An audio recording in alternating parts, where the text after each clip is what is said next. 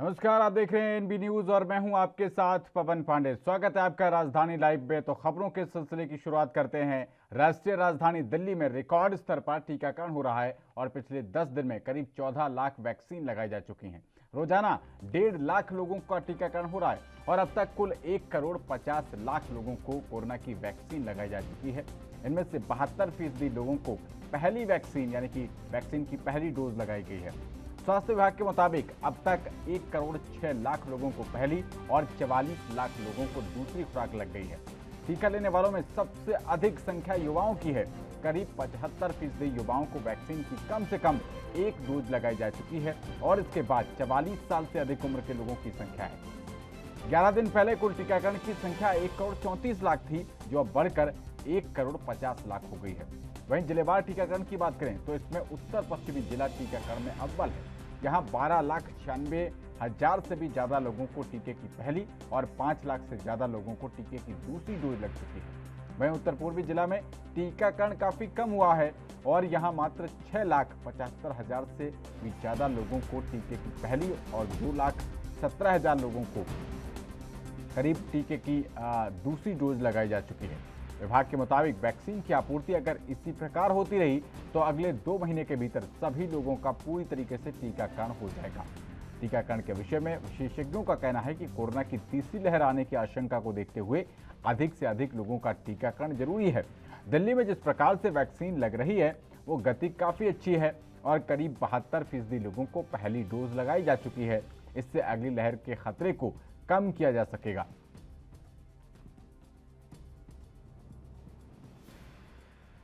राष्ट्रीय राजधानी दिल्ली में कोरोना वैक्सीनेशन की रफ्तार बहुत ही अच्छी बताई जा रही है। स्वास्थ्य विशेषज्ञ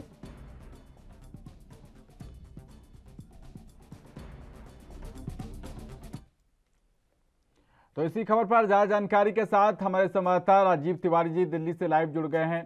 राजीव जी, कोरोना वैक्सीनेशन बताया जा रहा है कि राष्ट्रीय राजधानी दिल्ली में बहुत अच्छी तरीके से हो रहा है और आगामी जो तीसरी लहर की आशंका जताई जा रही है उसका खतरा कम होता हुआ नजर आ रहा है। राजीव।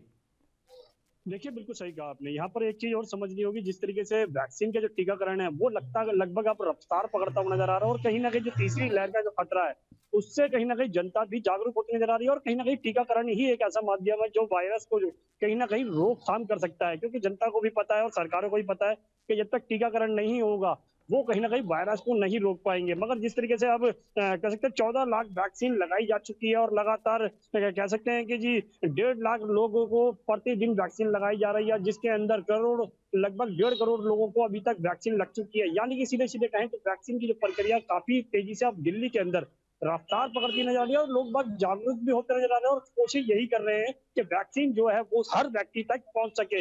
मगर जिस तरीके से बात करें दोनों डोजों की, तो उसमें कहीं ना कहीं थोड़ी बहुत जरूर कमी देखने को मिल रही है। मगर जो पहली डोज है वो कहीं ना कहीं ज्यादा ज्यादा जनसंख्या के अंदर लगभग 1.5 करोड़ लोगों को लगाई जा चुकी है। मगर हर तरीके से दिल्ली सरकार की बात करें तो दिल्ली सरकार निरंतर यही कोशिश कर रही है कि हर व्यक्ति तक वैक्सीन की दोनों डोज पहुंच सके, ताकि वायरस का जो खतरा है यानी कि तीसरी लहर का जो खतरा है वो कम से कम हो सके। मगर लगातार जिस तरीके से प्रक्रिया अपनाई जा रही है और लगातार कह सकते हैं बढ़ोतरी भी होती नजर आ रही है और जनता भी लगातार टीकाकरण करवा रही है। और कहीं ना कहीं वैक्सीन सेंटरों पर बात करें तो जब बीच में कह सकते हैं भीड़ देखने को नहीं मिल रही थी, अब दोबारा से जनता जो है वो जाती नजर आ रही है और लगातार यही कोशिश कर रही है कि हर व्यक्ति तक वैक्सीन की दोनों डोज लग सके, ताकि तीसरी लहर का जो खतरा यानी कि नवंबर का जो खतरा लगा हुआ है कि बच्चों तक घातक है और बड़ों तक भी इसका खतरा बनेगा। मगर उसको लेकर अब जनता जो है वो जागरूक हो चुकी है और टीकाकरण ही एक ऐसा माध्यम है। और हम भी अपनी जनता से यही अपील करेंगे कि टीकाकरण कराएं और ज्यादा से ज्यादा लोगों तक टीकाकरण पहुंचाएं, ताकि सरकार जो है ये मुहिम चला रही है जिससे वायरस का खतरा जो कम से कम हो सके। मगर देखना होगा क्या आने वाले दिनों के अंदर यानी नवंबर से पहले कितने लोगों को टीकाकरण लग सकता है। जी राजीव, अभी तक केंद्र सरकार और दिल्ली सरकार के बीच जो खींचतान चल रही थी, स्वास्थ्य विशेषज्ञ बता रहे हैं कि अब वैक्सीनेशन की जो वैक्सीन की डोजेज हैं उनकी सप्लाई प्रॉपर हो पा रही है। क्या ये खींचतान का दौर अब बिल्कुल तरीके से पूरी तरीके से थम गया है? देखिए, बिल्कुल सही कहा आपने। यहाँ पर बात करें दिल्ली सरकार की और केंद्र सरकार की, क्योंकि पहले दोनों ही सरकारों के बीच में वैक्सीन को लेकर दिक्कतें आ रही थी और लगातार यही कोशिश की जा रही थी। दिल्ली सरकार बार-बार केंद्र सरकार से वैक्सीन माँगती थी कि वैक्सीन उनके पास खत्म हो गई है और वैक्सीन उनको उपलब्ध कराई जाए। वैक्सीन सेंटर खाली पड़े हुए हैं, बंद करने पड़ रहे हैं। मगर अब जिस तरीके से लगातार इज़ाफ़ा हो रहा है, उससे साफ ज़ाहिर है कहीं न कहीं केंद्र सरकार भी कोशिश कर रही है और केंद्र सरकार यही वैक्सीन जो है, वो दिल्ली की जनता को नहीं बल्कि पूरे देश की जनता को वैक्सीन पहुँचाना चाहती है और कहीं न कहीं वैक्सीन की जो प्रक्रिया है वो इस पे इजाफा भी होता है और देखने को मिलता है और लगभग 1.5 करोड़ लोगों को वैक्सीन लग चुकी है। उससे साफ जाहिर है कहीं न कहीं स्थिति को कंट्रोल करने के लिए सरकारें भी जागरूक है और जनता भी जागरूक होती नजर आ रही है। जी। राजीव, दिल्ली में इस समय कौन-कौन सी वैक्सीन जो है वो अवेलेबल है मार्केट में? और बात की जाए तो स्वास्थ्य केंद्रों पर भी, और इसके साथ ही राजीव, मुझे सुन पा रहे हैं आप? जी। अभी इस समय जो दिल्ली में जो वैक्सीन की तमाम तरीके की वैक्सीन आई हुई हैं, कौन-कौन सी वैक्सीन अवेलेबल है इस समय दिल्ली में? और इसी के साथ किस तरीके का जो है वो माहौल देखा जा रहा है, खास तौर पर जो अभी रूस की वैक्सीन है उसको लेकर? देखिए, बिल्कुल सही कहा आपने। यहाँ पर बात करें दिल्ली के सरकारी अस्पतालों की और सरकारी वैक्सीन सेंटरों की, तो वहाँ पर कोविडशील्ड और कोवैक्सीन दोनों ही वैक्सीन उपलब्ध है और लगातार जनता तक कोविडशील्ड जो है वो ज़्यादा से ज़्यादा संख्या के अंदर जो लगातार जनता तक पहुँचाई जा रही है और लगातार कहीं न कहीं उसकी प्रक्रिया में रफ्तार वो देखने को मिल रही है। मगर बात करें विदेशी वैक्सीनों की, वो कहीं न कहीं दिल्ली सरकार के पास नहीं है और कहीं न कहीं प्राइवेट अस्पताल जो है, बड़े अस्पताल हुँ, मैक्स की बात करें या फिर और अस्पतालों की बात करें, सन गंगाराम की बात करें, तो वहाँ पर उपलब्ध है। हुँ। मगर उसका जो कुछ चार्जिंग रखा हुआ सरकार ने, वो चार्जिंग के माध्यम से ही जनता तक पहुंचाई जा रही है। मगर जो अफोर्ड कर सकते हैं वो जरूर प्राइवेट अस्पतालों में जा रहे हैं और वो वाली वैक्सीन भी लगवा रहे हैं। मगर जो अफोर्ड नहीं कर सकते हैं वो सरकारी वैक्सीन सेंटरों पर ही जाकर वैक्सीन का टीकाकरण करवा रहे हैं। मगर इसमें देखने वाली बात ये होगी, जनता जिस तरीके से अब कोशिश कर रही है और तीसरी लहर का जो खतरा बताया जा रहा है, उससे कहीं ना कहीं जनता के मन में भी डर बना हुआ है और कहीं ना कहीं वो भी जानते हैं कि वैक्सीन ही एक ऐसा समाधान है जिससे वायरस से बच सके। क्योंकि बच्चों तक वैक्सीन का जब टीकाकरण पहुंचाना है तो कहीं ना कहीं उसके लिए पहले बड़ों तक वैक्सीन पहुंचानी होगी और बड़ों भी, यानी कि बड़े बड़े लोग हैं, यानी वो टीचर हो या फिर स्कूलों के टीचर हो या फिर स्टाफ हो या फिर परिजन हो, लगातार यही कोशिश की जा रही है कि वैक्सीन जो है उन तक उपलब्ध हो सके। जी। राजीव, सबसे ज़्यादा बताया जा रहा है कि युवाओं की संख्या बहुत ज़्यादा है, करीब 75% लोगों को, युवाओं को जो है वो वैक्सीन लगाई जा रही है। क्या इसके पीछे रीज़न समझ में आ रहा है कि एडल्ट जो हैं, जो प्रौढ़ हैं, वयस्क हैं, उनके अंदर जो है इस तरीके का माहौल नहीं देखा जा रहा, या फिर वो इंटरेस्टेड नहीं नज़र आ रहे, या उनको स्लॉट नहीं मिल पा रहे? इनका परसेंटेज डाउन क्यों देखिए जा रहा है? देखिए, बिल्कुल सही कहा आपने। यहाँ पर युवाओं की बात करें तो युवा बिल्कुल निकल के बाहर आ रहे हैं और कहीं न कहीं वो भी जानते हैं कि युवा को द्वारा, यानी कि युवा सबसे ज़्यादा बाहर निकलते हैं और वायरस का खतरा जो है वो युवाओं के द्वारा होगा। मगर जिस तरीके से युवा जो है कोशिश कर रहे हैं और लगातार वैक्सीन की जो प्रक्रिया है उसमें अपना योगदान भी दे रहे हैं और वैक्सीन की जो डोज़ है वो लगवा भी रहे हैं। तो कहीं न कहीं इसके अंदर युवाओं का योगदान बहुत ज़्यादा है और कहीं न कहीं युवा भी समझ रहे हैं कि वायरस का खतरा जो है वो युवाओं के पास भी आ सकता है। तो इसीलिए वो वैक्सीन का टीकाकरण लगवा रहे हैं। मगर बात करें जो 44 साल से ऊपर के हैं, उनके लिए भी कहीं न कहीं वैक्सीन की डोज़ दी जा रही है, मगर उनके अंदर इतना इज़ाफ़ा देखने को नहीं मिल रहा है क्योंकि वो काम-धंधे करते हैं या फिर कहें घरों में रहते हैं या फिर वो ज़्यादा उम्र की वजह से निकल नहीं पाते हैं या बीमारियों की वजह से, तो कहीं न कहीं दिक्कतें ज़रूर आती है, मगर उनके लिए भी वैक्सीन उपलब्ध है। मगर जनता जो है, वो कहीं न कहीं थोड़ी बहुत जो लापरवाही कर रही है, अगर वो लापरवाही भी छोड़ दे तो कहीं न कहीं लगता है कि आने वाले नवंबर से पहले ही शायद कहीं न कहीं दिल्ली की आधी से ज़्यादा जनसंख्या को हुँ। वैक्सीन की दोनों डोज़ लग सकती है। मगर जिस तरीके से अब सरकारें कोशिश कर रही है और केंद्र सरकार और दिल्ली सरकार मिलकर कोशिश कर रही है, उसके अंदर कहीं न कहीं यही लगता है कि दोनों ही सरकारें जिस तरीके से कोशिश कर रही हैं, आने वाले दिनों के अंदर यही कोशिश अगर लगातार बढ़ोतरी होती रही उसकी कोशिश के अंदर, तो कहीं न कहीं वैक्सीन की जो दोनों जो डोज़ हैं, वो जनता तक पहुँच सकती है। जी। राजीव, अगर जिलावार आंकड़ों की बात की जा रही है तो उसमें उत्तर पूर्वी जिला है, यहाँ पर बताया जा रहा है कि टीकाकरण काफ़ी कम हुआ है।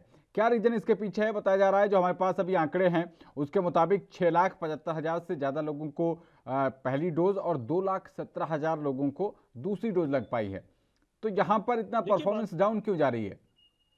देखिए, बिल्कुल सही कहा आपने। यहाँ उत्तर पूर्वी दिल्ली की बात करें तो वहाँ पर ज़रूर युवाओं ने और कहीं न कहीं जो बुजुर्ग लोग हैं, यानी 44 साल से जो ऊपर के लोग हैं, जो जिन्होंने वैक्सीन के जो डोज़ है वो कहीं न कहीं कम लगवाई है, क्योंकि हम्म। वहाँ पे लोग जो है वो जागरूक नहीं हो पा रहे हैं और कहीं न कहीं कह सकते हैं वैक्सीन को लेकर जो अंधविश्वास फैलाया जा रहा है वो भी कहीं न कहीं देखने को मिल रहा है। मगर जनता जो है वो जो पढ़ी लिखी है, युवा है, जो जागरूक है, वो कहीं ना कहीं वैक्सीन की प्रक्रिया के अंदर अपना योगदान दे रहे हैं। मगर जिस तरीके से बात करें उत्तर पूर्वी दिल्ली की, तो वहां पर जरूर जो वैक्सीन की प्रक्रिया वो थोड़ी बहुत जरूर स्लो जरूर है, मगर आने वाले दिनों के अंदर वहां पर भी रफ्तार होती हुई नजर आएगी और लोग बाग जो है वैक्सीन के लेकर लगातार कोशिश भी कर रहे हैं कि वैक्सीन उनको मिल सके। मगर जिस तरीके से सरकारों की तरफ से दो ही वैक्सीन दी जा रही है तमाम सरकारी सेंटरों में और सरकारी अस्पतालों में, उनके अलावा कहीं ना कहीं प्राइवेट जो वैक्सीन है, यानी कि जो बाहर की विदेशी वैक्सीन है, वो भी कहीं ना कहीं पहुंचानी चाहिए। मोडोना हो या फाइजर हो या फिर कहें जॉनसन एंड जॉनसन की हो, लगातार इन वैक्सीनों को भी जनता तक पहुंचाना चाहिए हम्म। ताकि जो वायरस का जो खतरा है और ज्यादा कम हो सके। मगर जिस तरीके से प्राइवेट अस्पतालों में ही वैक्सीन उपलब्ध है वो वाली और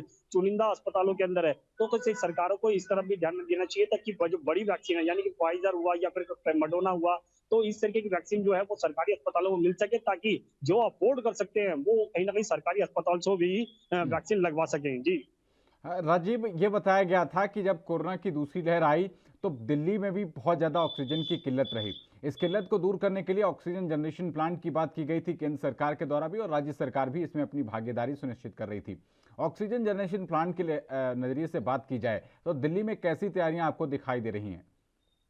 देखिए, बिल्कुल सही कहा आपने। यो बात करें दूसरी लहर की, तो दूसरी लहर के अंदर सबसे ज़्यादा परेशानियाँ देखने को जो मिली थी, वो थी ऑक्सीजन को लेकर। क्योंकि वैक्सीन को लेकर इतनी परेशानियाँ थी, मगर इतनी नहीं दिख रही थी, जितनी वो ऑक्सीजन को लेकर। क्योंकि तमाम जो लोग थे, वो ऑक्सीजन को सिलेंडर को लेकर भाग रहे थे, कंपनियों की तरफ भाग रहे थे, प्लांटों की तरफ भाग रहे थे, ताकि ऑक्सीजन जो है उनसे मिल सके। और अस्पतालों में भी यही कहा जा रहा था कि उनके पास ऑक्सीजन नहीं है, 2 दिन की ऑक्सीजन है, 1 दिन की ऑक्सीजन है, 12 घंटे की ऑक्सीजन है। मगर जिसके लिए दिल्ली पुलिस भी लगातार कोशिश कर रही थी और दिल्ली पुलिस के माध्यम से ऑक्सीजन पहुंचाई भी जा रही थी। मगर जिस तरीके से केंद्र सरकार और राज्य सरकार के बीच में खींचातानी थी, वो कहीं ना कहीं खींचातानी अब कम हो चुकी है। और लगातार सरकारी अस्पतालों के अंदर बात करें, वहां पर तमाम ऑक्सीजन प्लांट जो है वो लगा दिए गए हैं। दिल्ली के सभी बड़े अस्पतालों के अंदर ऑक्सीजन प्लांट लग चुके हैं और लगातार ऑक्सीजन की प्रक्रिया वो बिल्कुल बढ़ा दी गई है। मगर जिस तरीके से बात करें आने वाले तीसरी लहर की, यानी कि तीसरी लहर के अंदर अगर ऑक्सीजन का खतरा बनता है, तो कहीं ना कहीं उससे निपटने के लिए दिल्ली सरकार ने और केंद्र सरकार ने मिलकर दोनों ने कोशिश करी है। और इसके अंदर जो ऑक्सीजन की जो कमी है वो पूरी नहीं होती नजर आ रही है। और कहीं ना कहीं तीसरी लहर के अंदर ऑक्सीजन की कमी नहीं होगी,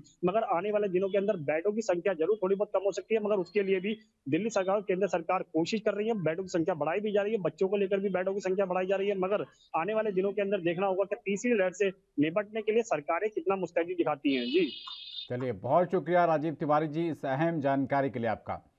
तो अगली खबर का रुख करते हैं। बीजेपी की बढ़ती लोकप्रियता और केंद्र की मोदी सरकार की कुछ नीतियों के कारण कांग्रेस, आम आदमी पार्टी, अकाली दल समेत सामाजिक और धार्मिक दलों के नेता अपनी पार्टियों से विदाई ले रहे हैं और बीजेपी में शामिल हो रहे हैं।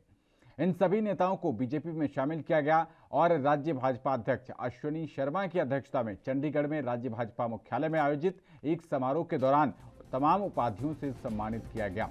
इस अवसर पर बीजेपी के प्रदेश भाजपा महासचिव डॉक्टर सुभाष शर्मा, राजेश बाघा, विक्रमजीत सिंह चीमा, ये सब लोग उपस्थित थे।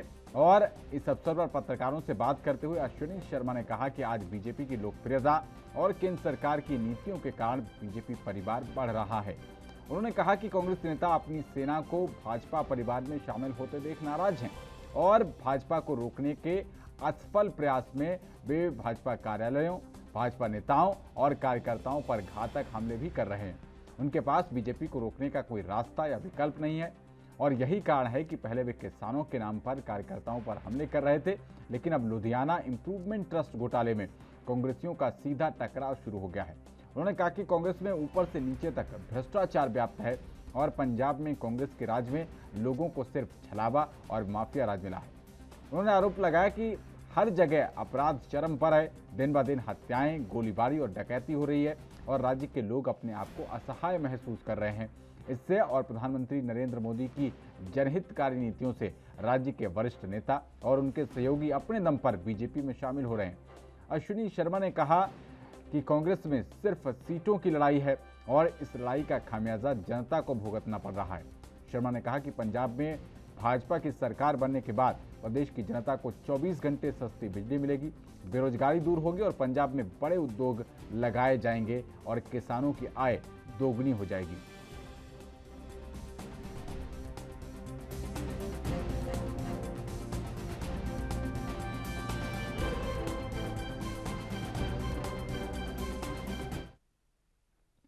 तो इसी खबर पर ज्यादा जानकारी के साथ हमारे संवाददाता अमित कुमार चंडीगढ़ से लाइव जुड़ गए हैं।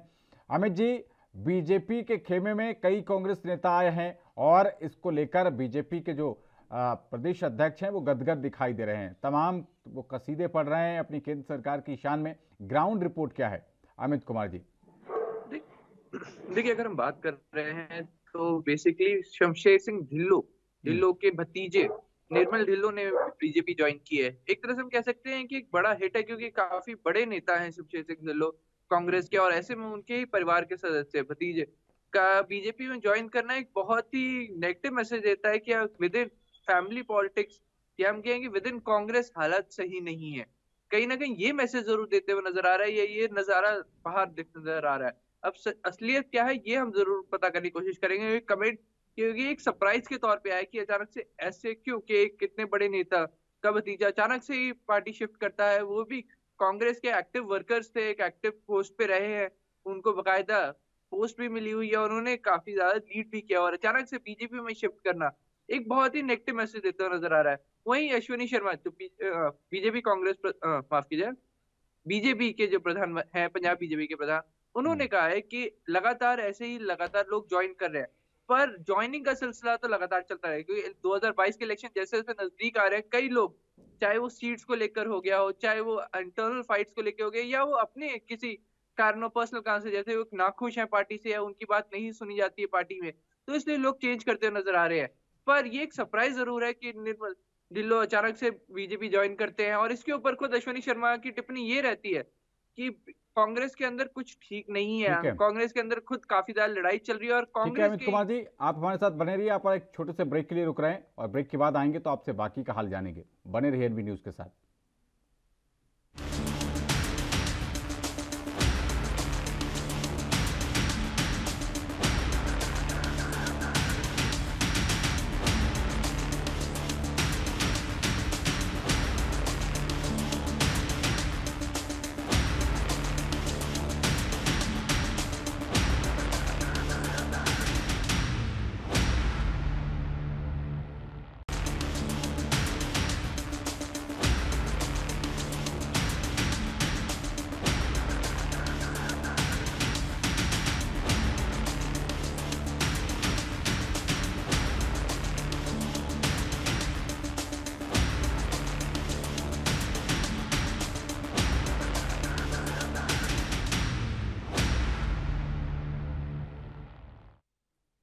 तो ब्रेक के बाद आपका स्वागत है राजधानी लाइव में। हम पंजाब की बात कर रहे हैं और पंजाब की राजनीति की ग्राउंड रिपोर्ट के साथ संवाददाता अमित कुमार हमारे साथ लगातार लाइव जुड़े हुए हैं।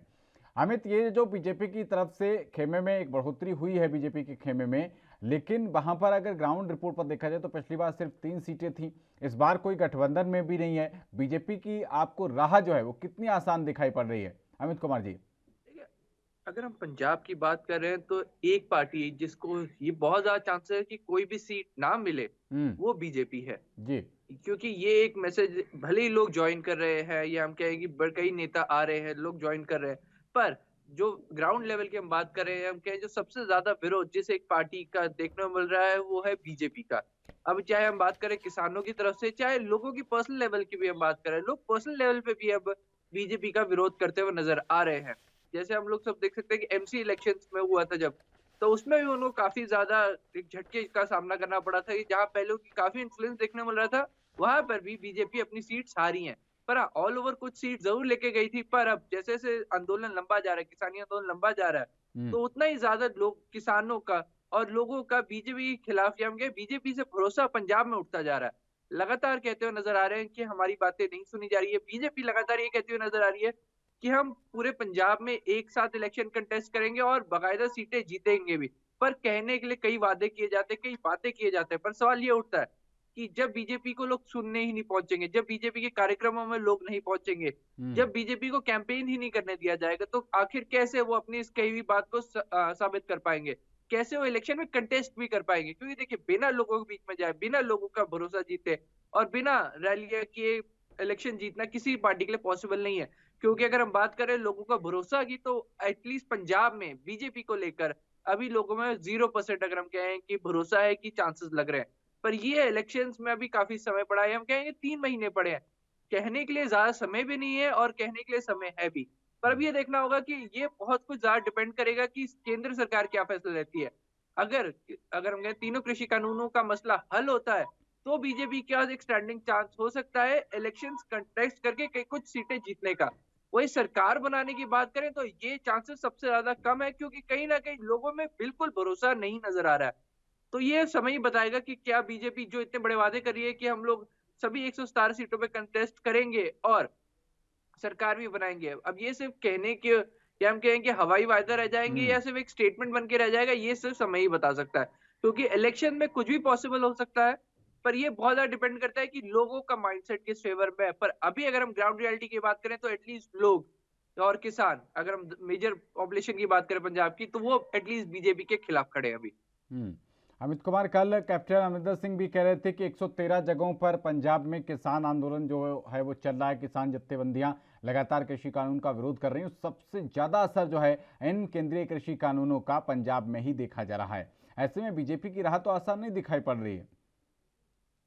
देखिए बीजेपी का हम सीधे तौर पे क्या है, मैं सीधे तौर पे 10 तारीख को मीटिंग हुई थी 32 किसान जत्थेबंदियों की सभी पॉलिटिकल पार्टीज के साथ, पर इसमें एक पार्टी को न्योता तक नहीं दिया गया था, वो थी बीजेपी। तो आप सीधे तौर पे समझ सकते हैं कि जहां सभी पॉलिटिकल पार्टी से बात की जा रही है तो बीजेपी को पूरी तरह से बाइकआउट कर दिया गया है। उन्हें ना कंसिडर किया जा रहा है, ना उनसे बात की जा रही है, ना ही उनसे कोई भी ओपिनियन ली जा रही है। तो हम कह सकते हैं कि उनको बिल्कुल ही कट ऑफ कर दिया गया है। तो आप देख सकते हैं कितना बड़ा विरोध पूरे पंजाब में बीजेपी को झेलना पड़ रहा है। हर एक जिले में, हर एक जगह पे बीजेपी के काले झंडे दिखाए जा रहे हैं। हम एक एग्जांपल चंडीगढ़ का ले लेते हैं कि परसों एक कार्यक्रम हुआ था जहाँ पे उनका लोकल एमसी के इलेक्शंस थे, उसको लेके कार्यक्रम किया गया। तो वहां तक अगर हम कहें कि इंडिविजुअली किसान पहुंच गए थे जहाँ पे उन्होंने काले झंडे उनको दिखाए थे पूरे प्रोग्राम में। तो आप देख सकते हैं कहीं ना कहीं लगातार लोग इनका विरोध करते हुए नजर आ रहे हैं और इस माइंडसेट को बहुत ज्यादा बीजेपी को जल्द से जल्द चेंज करने की जरूरत है। अगर वो पंजाब बीजेपी को अगर अपना कोई स्टैंड बनाना है पंजाब में, अगर उन्हें कोई सीट जीतनी है तो उन्हें बहुत ज्यादा जरूरी है, ये बहुत ज्यादा इस वक्त जरूरत है कि अपना एक स्टैंड बनाए। या तो वो किसानों के फेवर में आ जाए और लगातार केंद्र सरकार को बोलें कि हमें पंजाब में अगर अपना अस्तित्व बनाना है तो हमें जरूरत है कि किसी ना किसी तरीके से तीनों कृषि कानून का जो मुद्दा है उसको जल्द से जल्द हल करें, किसानों और जो सरकार के बीच में एक लड़ाई चल रही है लंबी, उसे खत्म करें। पर अब ये सवाल ये है कि यहाँ पंजाब बीजेपी की बात करें, वो अपने स्टैंड पे बिल्कुल अड़े हुए हैं कि उनका कहना है तीनों कृषि कानून पूरी तरह से ठीक है, उन्हें रद्द नहीं किया जाएगा। तो ये एक बहुत बड़ा डेडलॉक बना हुआ है। जब तक ये माइंडसेट चेंज नहीं होता, या तो किसान और बीजेपी के कोई मिडिल ग्राउंड नहीं आता, तब तक ये कोई ऐसा नहीं लग रहा है कि बीजेपी इलेक्शन जीत भी सकती है या फिर अगर हम बात करें कि कैंपेन भी कर पाएगी पूरे तरीके से। चलिए, बहुत शुक्रिया अमित कुमार जी इस अहम जानकारी के लिए आपका। तो अगली खबर का रुख करते हैं। बंगाल की खाड़ी में बना निम्न दबाव का क्षेत्र रविवार को तेज हो गया था और इससे अगले 24 घंटे में ये लो प्रेशर बेल्ट और तेज होने की संभावना बन गई। बेल्ट के पश्चिम और उत्तर पश्चिम की ओर बढ़ने की उम्मीद है और इसके मद्देनजर अब अगले 3 से 4 दिनों तक राज्य के पश्चिमी तट पर तेज हवाएं चलने की संभावना है। मौसम विभाग अधिकारी शुभांगी भूते के मुताबिक इन हालातों में मुंबई समेत राज्य में 2 दिनों तक मूसलाधार बारिश होगी और इस बीच मुंबई, पालघर, ठाणे और रायगढ़ जिलों में मूसलाधार से बहुत भारी बारिश की संभावना है। इसमें घाट क्षेत्र भी प्रभावित होगा। राज्य के कुछ हिस्सों में भारी से बहुत भारी बारिश की संभावना है। इसके नतीजतन कोंकण और मध्य महाराष्ट्र में प्रभाव अधिक होगा। वहीं आज यानी कि मंगलवार के दिन कोंकण, गोवा, विदर्भ, नंदुरबार, धुले, जलगांव, नासिक, पुणे, सतारा, सांगली, कोल्हापुर और सोलापुर जिलों में भारी बारिश की संभावना जताई गई है। हालांकि मराठवाड़ा में बारिश की तीव्रता कम रहने का अनुमान जताया गया है।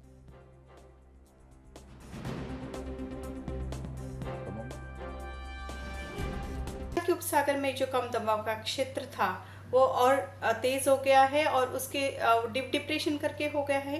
गुजरात के ऊपर जो कम दबाव का क्षेत्र है और इन दोनों का कंबाइंड इफेक्ट करके महाराष्ट्र में बारिश होने की संभावना है। कोंकण, मध्य महाराष्ट्र और मध्य महाराष्ट्र के घाट एरियाज में और साथ में विदर्भ में कुछ जगह पे मूसलाधार बारिश होने की संभावना है। कोंकण में पालघर, ठाणे, मुंबई और रायगढ़ में इसका ज़्यादा प्रभाव दिखेगा। इससे चलते ऑरेंज अलर्ट भी जारी कर दिया है कुछ जिलों में। अधिक जानकारी के लिए प्रादेशिक मौसम विभाग की वेबसाइट को विजिट। मुंबई सहित महाराष्ट्र के कई जिलों में जोरदार बारिश होने की मौसम विभाग ने अलर्ट जारी किया है। महाराष्ट्र के पुणे, नंदुरबार, सांगली, कोल्हापुर और नासिक से लेकर औरंगाबाद, अहमदनगर तक तेज हवाओं के साथ बरसात होने की आशंका मौसम विभाग की तरफ से जारी किया गया है। आपको बता दें कि मुंबई के समुद्री किनारों पर भी बीएमसी और पुलिस द्वारा सख्ती बरती जा रही है। 2 दिन से हो रही लगातार बरसात अब पूरी तरह से मुंबई सहित महाराष्ट्र के कई जिलों में हावी हो चुकी है। महाराष्ट्र के कई ऐसे जिले हैं जहां पर बरसात के चलते कई गांवों का संपर्क टूट गया है। मौसम विभाग की माने तो 13 और 14 तारीख को जोरदार बरसात होने की आशंका है। लोगों को सतर्क और सुरक्षित रहने की जरूरत है। जहां कल 5वें दिन के गणेश उत्सव का विसर्जन हुई, मौसम विभाग के अलर्ट के बाद मनपा, मुंबई पुलिस सहित सरकारी यंत्रणा पूरी तरह से चुस्त और दुरुस्त हो चुकी है। एएनबी न्यूज के लिए मुंबई से। तो इसी खबर पर ताजा अपडेट देने के लिए हमारे साथ संवाददाता मुरारी सिंह जी लाइव जुड़ गए हैं। मुरारी सिंह जी, जिस तरीके से बताया जा रहा है कि बहुत तीव्रता की बारिश भी हो सकती है और मौसम विभाग ने इसको लेकर अलर्ट भी जारी किया है, क्या ग्राउंड रिपोर्ट मिल पा रही है? अभी क्या कुछ हालात हैं?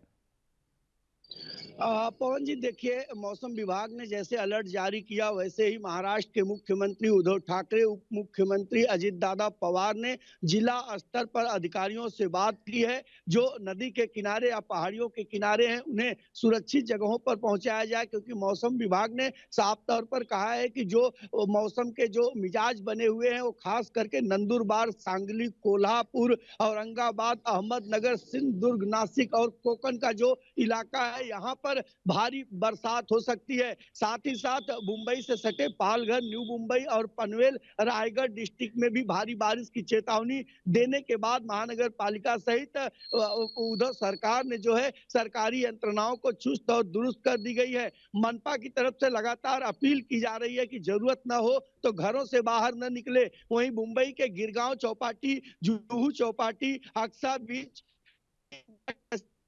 समुद्री किनारों की बात करें तो वहां पर जो कि पुलिस के जवान जो है तैनात किए गए हैं ताकि कोई समुद्री किनारे तक न पहुंच पाए, क्योंकि मौसम विभाग ने जिस तरीके से अलर्ट दिया है, जिस तरीके से जानकारी आई है, तेज हवाओं के साथ मूसलाधार बरसात मुंबई सहित महाराष्ट्र के कई जिलों में हो सकती है। जी पवन। बीएमसी को लेकर कई बार सवाल उठते हैं। मुंबई में जिस तरीके से बाढ़ की तस्वीरें आती हैं, एक तरीके से मतलब पूरी मुंबई पानी में डूब जाती है, उसको लेकर इस बार क्या कुछ इंतजाम किए गए हैं एहतियात के तौर पर? पवन, देखिए, लगातार बीएमसी कहती है कि वो पूरी तैयारी की है, चुस्त और दुरुस्त है। सड़कों से लेकर के मलबों के लिए भी वो हमेशा तैयार रहती है, लेकिन 4 से 6 घंटे में ही मुंबई पानी पानी हो जाती है। मुंबई के चाहे दादर की बात करें, हिंद माता, कोलाबा, सायन जो मुंबई का हब कहा जाता है, वो महज 2 से 4 घंटे बरसात में प्रभावित होता है। और ये कोई नई बात नहीं है, हर बरसात में इस तरीके की समस्याएं होती हैं। मुरारी सिंह जी, यहाँ पर आपको रोकना चाहेंगे, एक छोटे से ब्रेक के लिए रुक रहे हैं। ब्रेक के बाद आपसे बाकी की जानकारी लेंगे। बड़े रहिए एनबी न्यूज के साथ।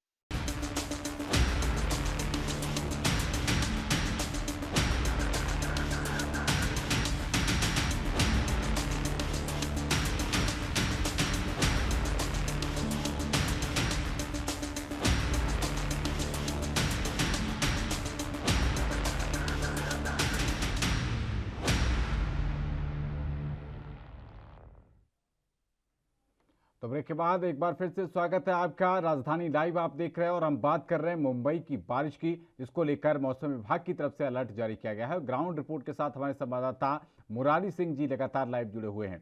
मुरारी जी, बीएमसी के तमाम जो एहतियाती इंतजाम हैं उनका जिक्र आप कर रहे थे, थोड़ा विस्तार से बताएं कि जो जिस तरीके की तस्वीरें सामने आती हैं, वहां पर गाड़ियां फंसती हुई देखी जाती हैं और लोगों का जो एक तरीके से लाइफ साइकिल है वो पूरा डिस्टर्ब हो जाता है, उसको लेकर क्या कुछ इंतजाम? जी पवन जी, देखिए तैयारी तो मनपा की तरफ से की जाती है। उनके अधिकारियों की माने तो पूरी तरह से चुस्त और दुरुस्त रहते हैं, लेकिन मुंबई के 4 से 6 घंटे की बरसात में मुंबई पानी पानी होती है। हिंद माता से लेकर कोलाबा, दादर, सायन, माटुंगा की अगर बात करें तो महज 4 से 6 घंटे में आवागमन तक ठप हो जाता है। मुंबई की धड़कन कही जाने वाली लोकल ट्रेन भी सबसे ज्यादा प्रभावित होती है, लेकिन मनपा की तरफ से सिर्फ दावे किए जाते हैं, सुझाव दिए जाते हैं, लेकिन अगर काम की बात करें तो धाक के 3 पात देखे जाते हैं। बरसात में वैसे ही जनमानस त्राहिमाम त्राहिमाम मचता है, और ऐसे में मौसम विभाग ने जो अलर्ट जारी किया है उसने खास तौर के ये कहा गया है कि तेज हवाओं के साथ बरसात होगी, मतलब सुरक्षित रहने की जरूरत है, घरों से बाहर न निकले, पेड़ों के नीचे न रहे, इस तरीके की हिदायत मनपा की तरफ से दी जा रही है। रोडों पर बड़े बड़े खड्डे, और आज गणपति के 5वें दिन का विसर्जन है, बरसात के लिए अलर्ट जारी किया गया है। कोरोना संक्रमण भी अपने हिसाब से जिस तरीके से कम होना चाहिए लगातार बढ़ रहा है। इन तमाम स्थितियों को देखते हुए मनपा ने अपनी कमर कसी है। देखना ये होगा कि जब हालात बिगड़ेंगे तो इनके किस तरीके के हालात होंगे। जी पवन जी। बताया जा रहा है कि ये जो हालात बनने वाले हैं ये आज तक रहेंगे। क्या मौसम विभाग की तरफ से ऐसा कुछ है कि आज के अलावा बाकी अन्य तारीखों पर भी इसी तरीके के हालात बन जाए? जी पवन, देखिए मौसम विभाग जिस तरीके से अलर्ट जारी करता है, अगर पिछले 1-2 महीने में जो बरसात हुई है उसके हिसाब से देखा जाए तो 2 से 4 दिन एक्स्ट्रा बारिश पड़ी है। महाराष्ट्र के जो कई जिले बरसात से सबसे ज्यादा प्रभावित हुए थे, मौसम विभाग को इसका अंदाजा भी नहीं था कि इस तरीके के हालात बन सकते हैं। तो मौसम है, बरसात किस तरीके की होगी ये तो कह पाना मुश्किल है, लेकिन जिस तरीके से मौसम दिख रहे हैं, दिन में अंधेरे के हालात बने हुए हैं, ऐसे में अगर बरसात होती है और 2 से 3 दिन अगर बरसात होती है तो हालात जरूर बिगड़ सकते हैं। जी पवन। जनता ने किस तरीके से तैयारी की है मुरारी सिंह जी? क्योंकि आमतौर पर इसमें इसका पूरा सीधा जो असर है वो आम जनता पर ही पड़ेगा। देखिए, आज असर की बात करें तो आज 5वें दिन का विसर्जन है। 2 साल के बाद तीसरे वर्ष में लोग बड़े उनके विसर्जन के लिए समुद्री किनारों पर जाएंगे, लेकिन मनपा ने इन हालातों को देखते हुए जो है रेडीमेड तालाब का निर्माण किया है, ताकि लोग ज्यादा से ज्यादा समुद्री किनारों से जाने से बचे। वहीं लोगों से अपील की जा रही है कि 4 से 5 लोग ही विसर्जन में निकले। मौसम विभाग ने अलर्ट जारी किया है, रुक रुक करके बरसात हो रही है। मुंबई से सटे अगर ठाणे शहर की बात करें तो वहां पर भी हालात इसी तरीके से है, रुक रुक करके बरसात जनमानस के लिए आपदा बनती जा रही है। ऐसे में मौसम विभाग के अलर्ट के बाद मनपा सहित मुंबई पुलिस और महाराष्ट्र सरकार कह सकते हैं पूरी तरह से चुस्त और दुरुस्त है। ऐसे में हालात से निपटने के लिए हर संभव तैयार है। मौसम का किस तरीके से करवट होता है और किस तरीके से आज बप्पा का विसर्जन होगा, ये इंतजार करना होगा। जी चलिए, बहुत शुक्रिया मुरारी सिंह जी आपका इस ग्राउंड रिपोर्ट के लिए।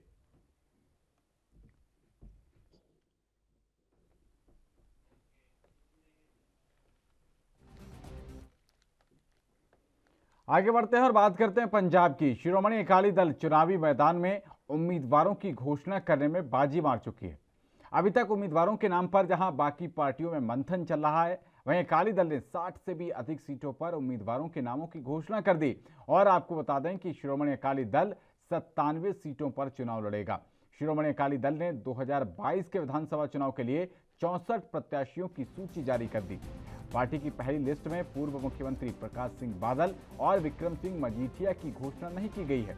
64 उम्मीदवारों में 11 हिंदू और 1 महिला उम्मीदवार को टिकट देने की घोषणा की गई है। अहम बात यह है कि पूर्व कैबिनेट मंत्री आदेश प्रताप खैरों को पट्टी विधानसभा सीट से ही टिकट दिया गया है। खैरों खेमकरण से चुनाव लड़ने के इच्छुक थे। शिरोमणि अकाली दल के प्रधान सुखबीर बादल जलालाबाद से ही चुनाव लड़ेंगे और अकाली दल ने जो लिस्ट जारी की है उसमें से अधिकांश सीटों पर सुखबीर बादल पहले ही उम्मीदवारों के नामों की घोषणा कर चुके थे। वहीं पहली लिस्ट में प्रेम सिंह चंदूमाजरा और एसजीपीसी की अध्यक्ष व पूर्व कैबिनेट मंत्री बीबी जगीर कौर को टिकट नहीं मिला है। जगीर कौर पहले ही चुनाव लड़ने की इच्छा जता चुकी हैं, वो भोलत से चुनाव लड़ती रही हैं। वहीं चंदूमाजरा घनौर से चुनाव लड़ना चाहते हैं। इन दोनों ही सीटों पर पार्टी ने अभी अपने उम्मीदवारों के नामों की घोषणा नहीं की है। कांग्रेस छोड़कर अकाली दल में शामिल हुए हंसराज जोशी को फाजिल्का से टिकट दिया गया है और इस सीट पर पहले बीजेपी चुनाव लड़ा करती थी। बता दें कि अकाली दल और बसपा में हुए गठबंधन के तहत 20 सीटों पर बसपा और 97 सीटों पर अकाली दल चुनाव लड़ेगी।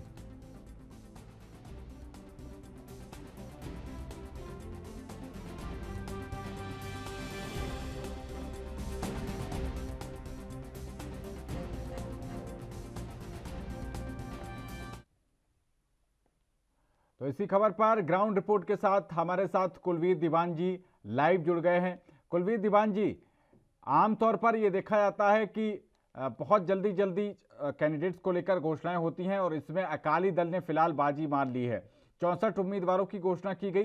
किस तरीके के हालात आपको नजर आ रहे हैं? जिन जिन लोगों का अगर किसी का टिकट काटा गया है तो क्या कोई आपसी मनमुटाव की तस्वीरें भी?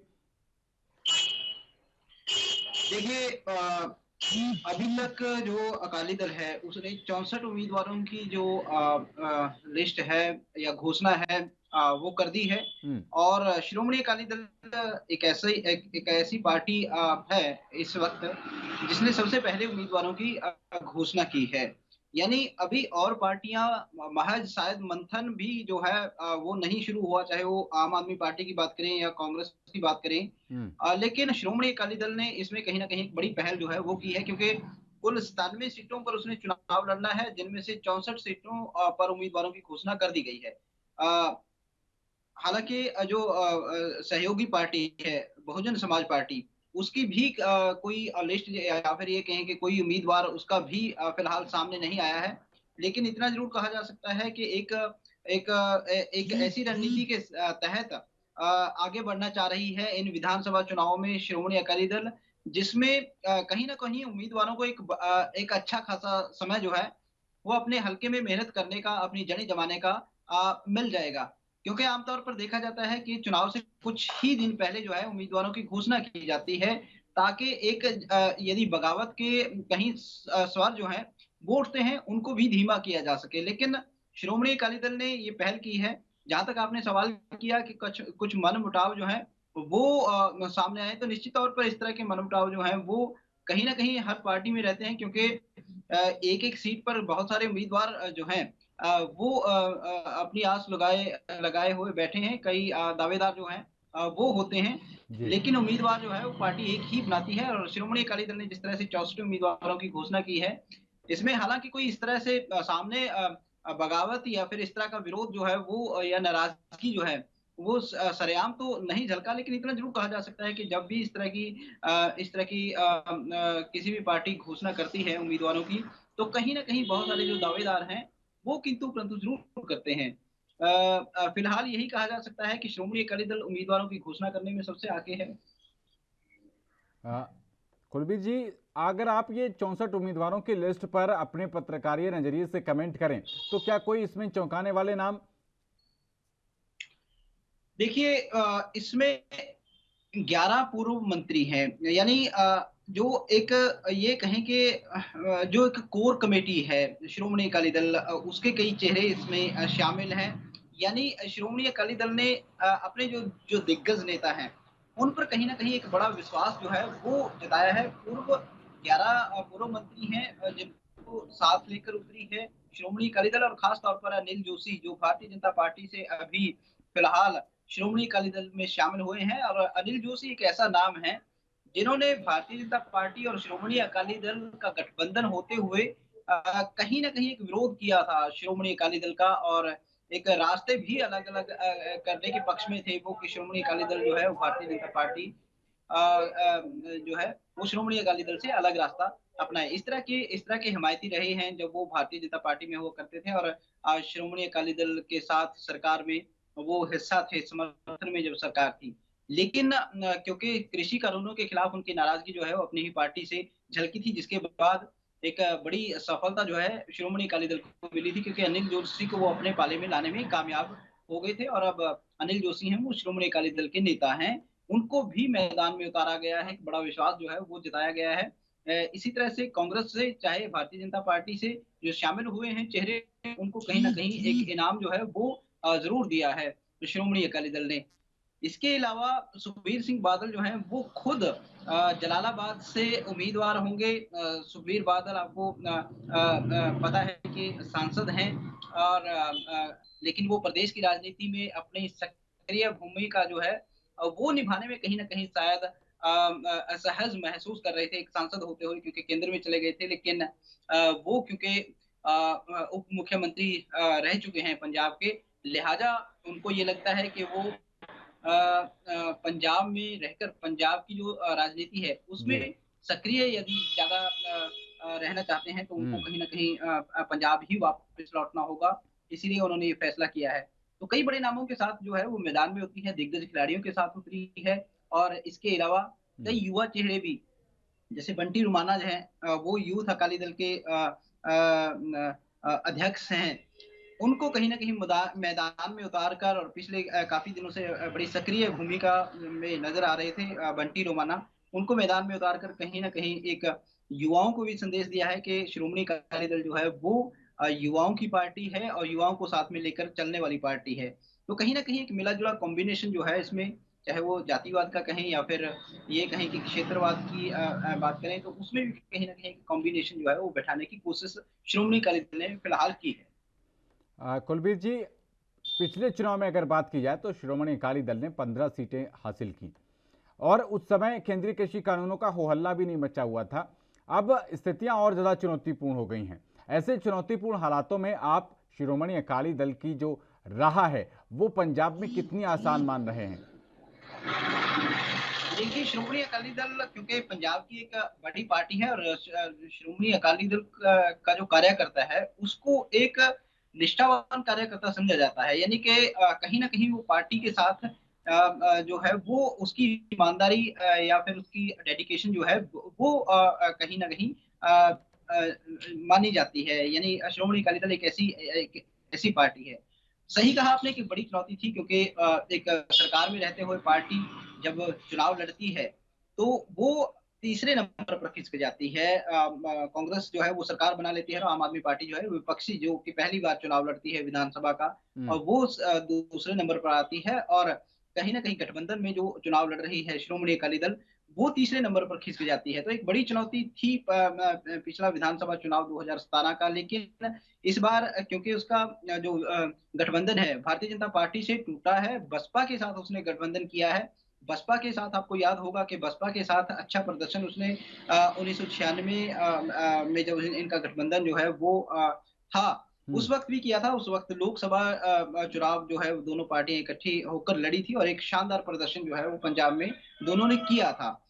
एक बार फिर पुराना साथी याद आया है, क्योंकि भारतीय जनता पार्टी से रिश्ते टूट चुके हैं और श्रोमणी अकाली दल की जो राजनीति है वो हालांकि ज्यादातर सिखिज्म पर घूमती रही है, लेकिन इस बार उन्होंने किसान जो वोट बैंक है उस पर भी खास फोकस किया है। और इसका इसका अंदाजा यहीं से लगाया जा सकता है कि इसके लिए उसने ना केवल केंद्र में अपनी जो मंत्री पद की जो कुर्सी है वो छोड़ी, बल्कि जो एक पुरानी सहयोगी पार्टी थी, जो ये कहा जाता था कि नाखून और मांस का जो रिश्ता है दोनों पार्टियों का, उसके साथ भी नाता तोड़ा।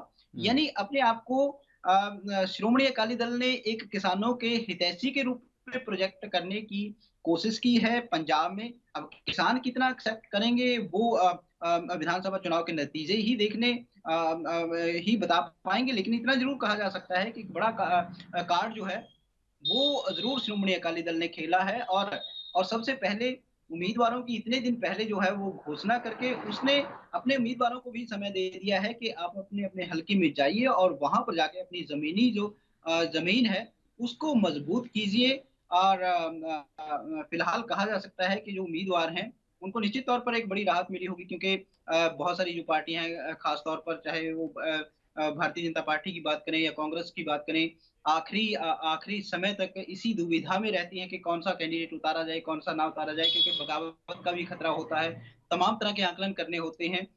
और ऐसे में उम्मीदवारों को प्रचार प्रसार का जो समय है वो पर्याप्त नहीं मिल पाता। पिछली विधानसभा चुनाव में कांग्रेस का जो हाल था वो कहीं ना कहीं ऐसा ही था कि उम्मीदवारों को यही था कि ज्यादा समय नहीं मिल पाया। हालांकि प्रदर्शन अच्छा रहा, लेकिन फिलहाल श्रोमणी अकाली दल ने जिस तरह से कई दिन पहले एक बड़ी पहल की है, देखने होंगे इसके नतीजे क्या रहेंगे। चलिए, बहुत शुक्रिया कुलबीर दीवान जी इस अहम जानकारी के लिए आपका। तो एक छोटे से ब्रेक के लिए रुक रहे हैं, राजधानी लाइव लगातार जारी है।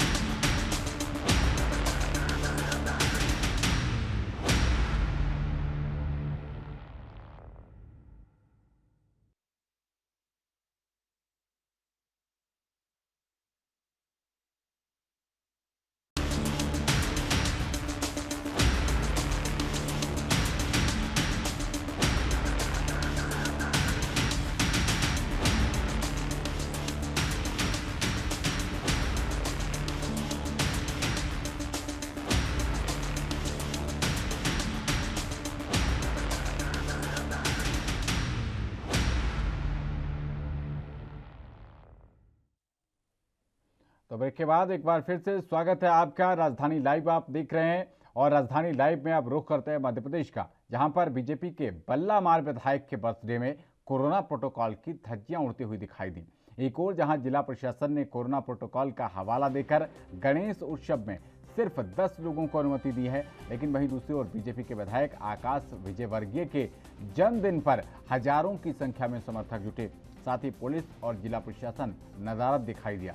इंदौर की 3 नंबर विधानसभा सीट से विधायक आकाश विजयवर्गीय के बर्थडे में न तो समर्थक मास्क लगाए हुए थे और न ही सामाजिक दूरी का ध्यान रखा गया, और ये सब विधानसभा 3 के बीजेपी के विधायक आकाश विजयवर्गीय की मौजूदगी में हुआ।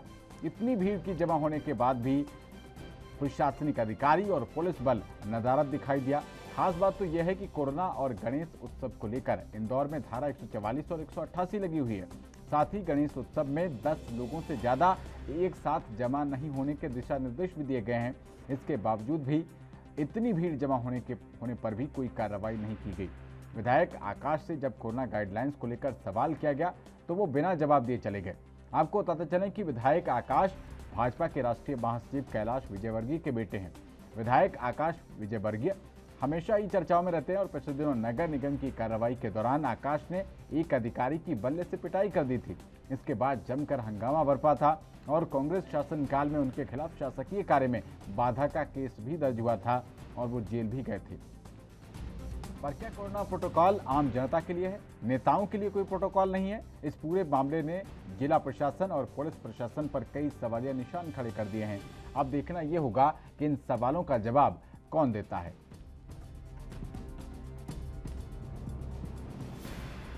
देखिए, मैं अपने आप को सौभाग्यशाली मानता हूं कि सभी लोग इतना प्यार, आशीर्वाद, स्नेह देते हैं और आज हमने इसी आशीर्वाद और स्नेह की वजह से सभी मंदिरों में जाकर के प्रार्थना की है कि सभी के जीवन में सुख, समृद्धि, शांति बनी रहे, सभी का कल्याण हो और ईश्वर हमें भी ऐसी शक्ति दे कि हम सबकी सेवा कर सकें। मेरे साथ भाजपा के सभी कार्यकर्ताओं ने प्रार्थना की है और मुझे पूरा विश्वास है कि इससे विधानसभा 3 में और पूरे इंदौर में जो हमारे सेवा के कार्य चल रहे हैं उसमें। तो इसी खबर पर ज्यादा जानकारी के साथ संवाददाता गणेश तिवारी हमारे साथ फोन लाइन पर जुड़ गए हैं। गणेश तिवारी जी, ये बल्लामार विधायक आकाश विजयवर्गीय का नया कारनामा, जहां गणेश उत्सव में बताया जा रहा है कि 10 से ज्यादा लोग एक साथ इकट्ठे नहीं हो पाते, वहां पर यहां हजारों की भीड़ देखी गई है और वो भी बिना मास्क और सोशल डिस्टेंसिंग के। गणेश जी देखिए पवन, सबसे पहले अगर बात करें तो जिस तरह से कोरोना गाइडलाइन जो शासन प्रशासन की तरफ से बनाई गई है वो तमाम आम जनता से ऊपर पूरी तरह से थोपी जाती है। लेकिन बात करें राजनेताओं की बात करें तो राजनेताओं को इसी जो कोरोना गाइडलाइन टूटती है, ये कोरोना गाइडलाइन की अगर नियमों की बात करें तो पूरी तरह से धज्जियां उड़ाते हुए दिखते हैं, लेकिन प्रशासन जो है पूरी तरह से मौन नजर आता है। अगर पूरे माजरे की बात करें पवन, सबसे पहले तो यहाँ पर जो बीजेपी के राष्ट्रीय महासचिव है कैलाश विजयवर्गीय, उनके बेटे हैं विधानसभा क्षेत्र क्रमांक 3 इंदौर के विधायक हैं आकाश विजयवर्गीय, उनके जन्मदिन का दौरा था। जन्मदिन के समय का पूरा माजरा है। अगर माजरे की बात करें तो जहां पर भारी भीड़ देखने को मिली सामने, जहां पर हजारों की तादाद में जो कार्यकर्ता है उनके जन्मदिन का जो जन्मदिन की खुशी थी उसे सेलिब्रेट करने के लिए वहां पर आए और इतनी ज्यादा भीड़। जहां अगर बात करें अभी वर्तमान की बात करें पवन, तो जहां अभी गणेश चतुर्थी का माहौल है, ऐसे में हर जगह जो गणेश की प्रतिमाएं हैं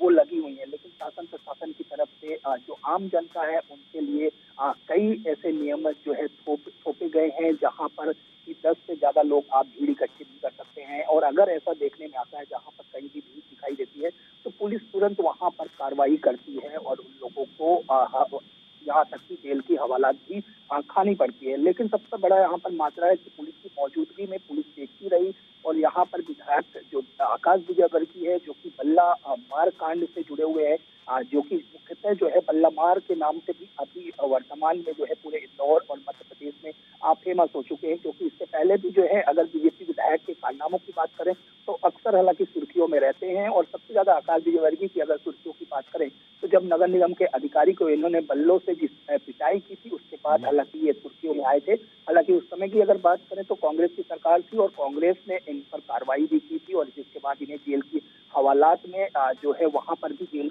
रातें बितानी पड़ी थी। इसके बाद हालांकि अब एक बार फिर अब ऐसे में उनका जन्मदिन था और वर्तमान में प्रदेश में अगर बात करें तो बीजेपी की सरकार है और एक साफ तौर पर देखा जा सकता है कि किस तरह से कोरोना की तीसरी लहर को लेकर लगातार संकेत दिए जा रहे हैं। इसके बाद भी आम जनता को पूरी तरह से जहां नियम थोपे जा रहे हैं, लेकिन अगर नेताओं की बात करें तो उनके जन्मदिन पे हो या उनके किसी तरह के कोई भी आयोजन हो वहां पर हजारों की तादाद में भीड़ देखी जाती है, लेकिन पुलिस कोई कार्रवाई नहीं करती। इससे साफ स्पष्ट होता है कि पुलिस भी विपक्षी दोहरा राजनीति करती है। क्योंकि यहीं पर अगर कांग्रेस की बात करें या आमजनों की बात करें तो उनके यहाँ पर कोई भी आयोजन होता है तो पहली चीज तो उन्हें या तो किसी तरह की कोई अनुमति नहीं दी जाती है और अगर अनुमति दी भी जाती है तो वहाँ पर कई सारे नियम जो है थोप दिए जाते हैं। तो सबसे बड़ा सवाल यहाँ पर यह है कि अभी तक इसके बावजूद भी किसी तरह की कोई कार्रवाई नहीं की गई है, इतनी ज्यादा भीड़ एकत्रित करने के बाद भी। हालांकि अगर बीजेपी में तो ये कहा जाता है कि वीआईपी कल्चर खत्म हो गया है और जहां एक तरफ प्रधानमंत्री नरेंद्र मोदी जी अपना बर्थडे सेलिब्रेट नहीं करते हैं, ऐसे में ये तो कोई पार्टी का कार्यक्रम भी नहीं था, एक निजी कार्यक्रम था। अब इस पर पुलिस प्रशासन की तरफ से अभी तक कोई कार्रवाई हो पाई है या अभी भी मूक दर्शक बनी हुई है पुलिस?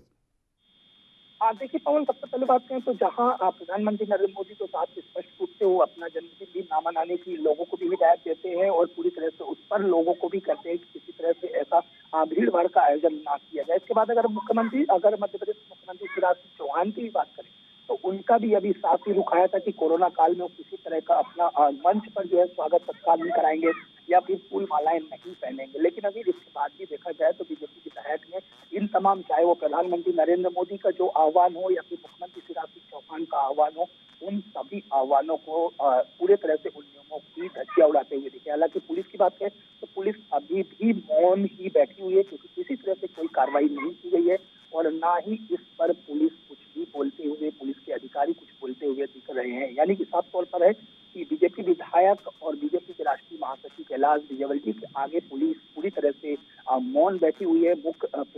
मुख एकदम पूरी तरह से शांत और चित्त जो है बैठी हुई है, उनके इशारों पर चलती हुई दिख रही है। जी पवन।